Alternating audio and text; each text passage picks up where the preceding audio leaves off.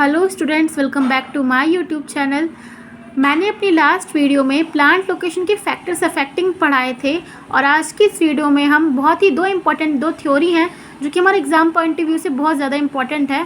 First one is Alfred weber and the second one is sergeant-Florence. तो चलिए इन दोनों theory को पढ़ते हैं। So let's start.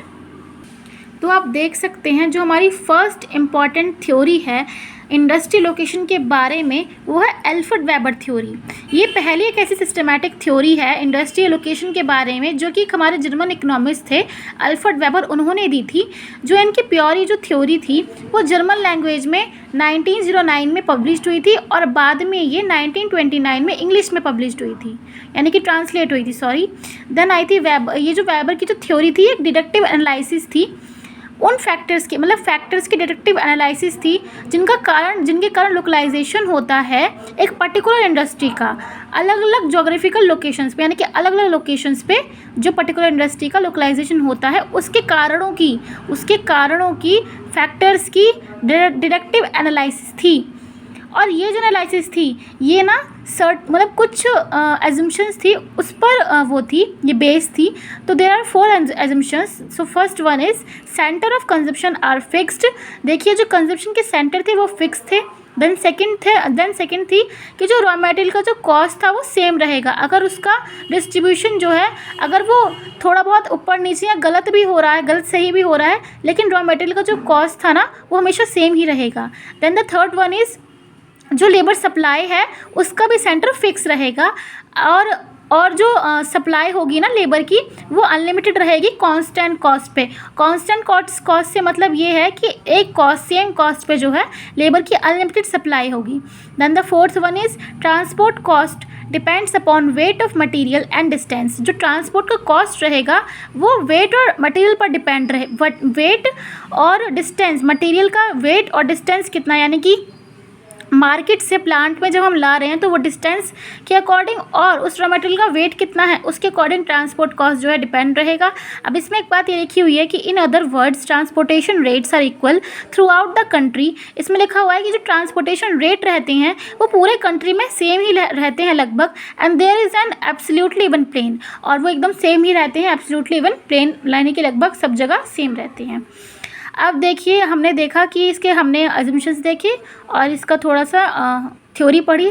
अब हम पढ़ेंगे कि जो एल्फ्रेड वेबर थे उन्होंने ना 2 कैटेगरी में इन फैक्टर्स अफेक्टिंग को डिवाइड कर दिया था। The first one is primary factor and the second one is secondary factor. तो जो फर्स्ट है ये प्राइमरी फैक्टर्स, ये इसमें वो फैक्टर्स आते थे जो इंडस्ट्रियल यूनिट्स को इन्फ्लुएंस करते थे सिर्फ अलग अलग रीजन्स पे, यानी कि अलग अलग रीजन्स पे वो फैक्टर्स जो कि इन्फ्लुएंस करते थे इंडस्ट्रियल यूनिट्स को वो तो आते थे प्राइमरी फैक्टर्स में। और सेकेंडरी फैक्टर्स में कौन से आते थे, वो फैक्टर्स आते थे जो कि इंडस्ट्री यूनिट्स को जो डिस्ट्रीब्यूटेड इंडस्ट्री यूनिट्स थी उसको इन्फ्लुएंस करते थे कुछ सर्टेन रीजन्स पे, यानी कि कुछ ही रीजन्स, सर्टेन रीजन यानी कि कुछ अलग, मतलब कुछ रीजन्स थे डिफरेंट, यानी कि अलग अलग, सर्टेन यानी कि कुछ स्पेसिफिक थे।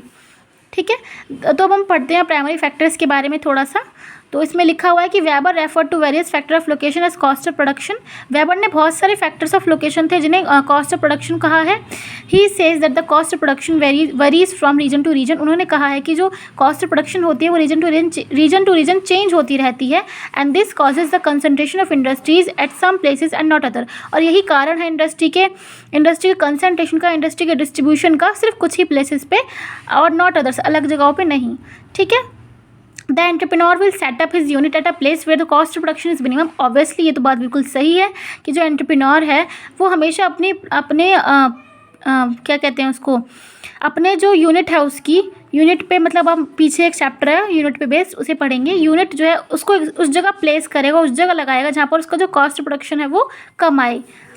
वेबर ने क्या करा है, वेबर ने 2 रीजनल फैक्टर्स देखे हैं। फर्स्ट है ट्रांसपोर्टेशन कॉस्ट और दूसरा है लेबर कॉस्ट। ट्रांसपोर्टेशन कॉस्ट जो है वो डिटरमाइन किसके थ्रू किया है, वेट और डिस्टेंस के, मटेरियल का वेट और डिस्टेंस कितना है।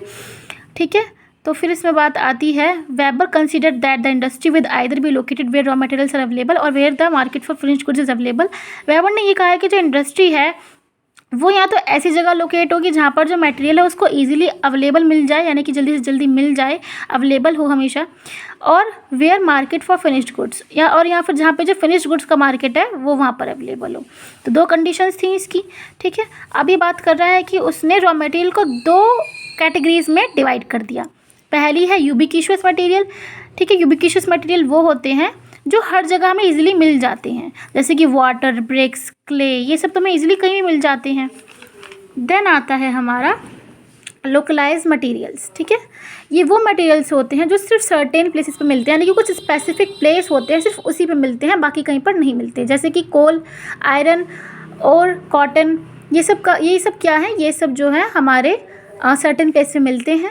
देन इन्होंने क्या किया है कि इसे सब डिवाइड कर दिया है, लोकलाइज मटेरियल को सब डिवाइड कर दिया है ग्रॉस रॉ मटेरियल्स में और प्योर रॉ मटेरियल्स में। तो ग्रॉस रॉ मटेरियल्स में वो रॉ मटेरियल्स आते हैं जो कि वेट लूजिंग मटेरियल्स होते हैं, जो कि मैन्युफैक्चर के प्रोसेस में, जब हम मैन्युफैक्चरिंग कर रहे होते हैं उस प्रोसेस में जब हम इसे कंज्यूम करते हैं तो ये वेट लूजिंग मटेरियल्स होते हैं। जैसे कि इसका बेस्ट एग्जाम्पल है कोल, यानी कि कोयला, ठीक है। देन आता है हमारा pure raw materials. Pure raw materials वो होते हैं, ये एकदम इसके अपोजिट होते हैं, ये ना वेट लूज नहीं करते मैन्युफैक्चर के प्रोसेस में, ठीक है। तो इसका जो बेस्ट एग्जांपल है वो है कॉटन, वूल एक्सेट्रा। देन हमारी बात आती है the industry using gross raw material will be situated at the place where these raw materials are available. वो इंडस्ट्री जिनको ग्रॉस रॉ मटेरियल यूज़ करना है वो एक ऐसी जगह बनी होंगी जहाँ पर वो रॉ मटेरियल इजीली अवेलेबल हो। The cost of transporting finished goods to the market will be, अब देखिए इस लाइन में ये बात बोली गई है कि जो कॉस्ट आता है ना ट्रांसपोर्टिंग का finished goods to the market, जो फिनिश्ड गुड्स का जो कॉस्ट आता है, ट्रांसपोर्टिंग कॉस्ट जो आता है वो कम होता है किससे, जो ग्रॉस रॉ मटेरियल का कॉस्ट आता है, ठीक है। On the other hand, industry using pure raw materials will be set up near the consumption center, और वो इंडस्ट्री जिनको प्योर रॉ मटेरियल यूज़ करना है वो एक ऐसी जगह बनी होंगी जहाँ पर उसकी कंजम्पशन सेंटर है वो पास हो।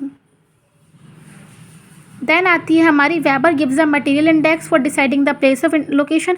अब वेबर ने हमें क्या दिया है, हमें एक इंडेक्स दिया है जिसको हम मटेरियल इंडेक्स कहते हैं, क्या डिसाइड करने के लिए, हमें लोकेशन की मतलब लोकेशन का प्लेस डिसाइड करने के लिए हमें एक मटेरियल इंडेक्स दिया है, जिसका फॉर्मूला है material index is equals to weight of localise material divided by weight of the finished product. Then ये बोल रहा है कि ये जो मटेरियल इंडेक्स होता है tends to more than one then the industry will be located near the source of trade. Then आता है हमारा लेबर कॉस्ट। लेबर कॉस्ट जो था ये भी एक इंडेक्स नंबर ही है जिसका फॉर्मूला है labour coefficient is equals to labour cost index divided by locational weight. Then आता है हमारा सेकेंडरी फैक्टर्स। देखिए अभी हमने पढ़ा था प्राइमरी फैक्टर्स थे और हम पढ़ेंगे सेकेंडरी फैक्टर्स। सेकेंडरी फैक्टर्स में क्या होता है, डिस्पर्सल ऑफ इंडस्ट्री। ये इंडस्ट्रीज़ का जो है इसमें भी डिवाइड हो जाती हैं industries. Weber has called them agglomerative. Agglomerative का मतलब यहाँ पर है कि एक्सटर्नल इकोनॉमी, और डीएग्लोमेरेटिव फैक्टर्स का मतलब है जो इंटरनल इकोनॉमी होती है, ठीक है। तो ये जो एग्लोमेरेटिव फैक्टर्स आते हैं एक्सटर्नल इकोनॉमीज़ में आते हैं, जैसे कि development of auxiliary industries, banking, insurance, transport, warehousing और सच अदर फैसिलिटीज़, ठीक है। जिनका रिजल्ट क्या आता है, which result the concentration of industry at a particular place, जिसका जो इंडस्ट्री का जो कंसंट्रेशन होता है वो सिर्फ पर्टिकुलर प्लेस पे होता है। और डीएग्लोमेरेटिव फैक्टर्स में क्या आते हैं, एक्सटर्नल डिसइकोनॉमी आती है।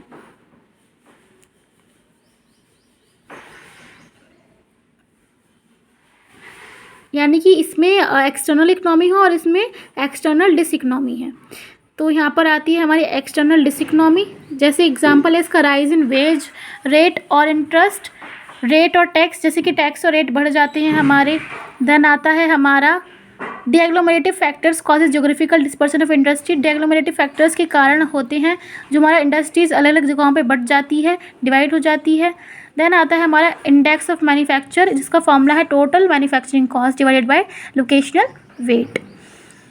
और फिर है यहाँ पर हमारा वेबर की जो थ्योरी है वो यहाँ पर ख़त्म हो जाती है। अब इसके जो क्रिटिकल अपेरेसल थे वो हम नेक्स्ट वीडियो में पढ़ेंगे। तब तक के लिए बाय। और अगर अच्छी लगी हो वीडियो तो वीडियो को लाइक करें, शेयर करें, कमेंट करें, सब्सक्राइब करें। Thank you for watching.